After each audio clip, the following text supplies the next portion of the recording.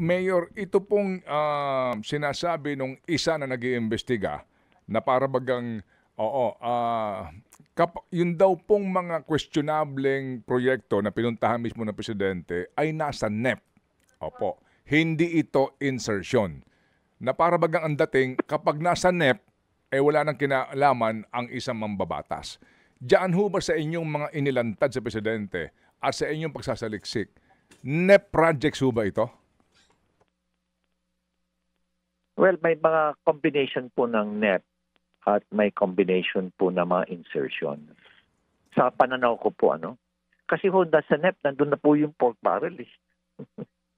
Nandun naman po, may pag-uusap na po dyan. Naipasok na po yung iba dyan. Kumbaga, yan na po yung pondo ng, di ba, kumisan, pera ni Kong. Kaninong project yan? Pera ni Kong. Ganun ho yan. Yan po yung mga pork barrel na naipasok na po sa NEP. Opo. Kasi nga, hindi ho ba bago, Sir Ted, hindi ba ho bago pa lang magkaroon ng budget hearing, kinakausap na nga ho kami ng mga central office namin, nasa PNP, puntahan nyo na yung puntahan nyo na yung mga congressman nyo at alamin nyo kung anong mga problema nila. Bakit ganun? Diba? Parang pupuntahan namin sila para makipag-negotiate sa kanila para hindi na sila magtanong during the budget hearing at hindi na pahirapan.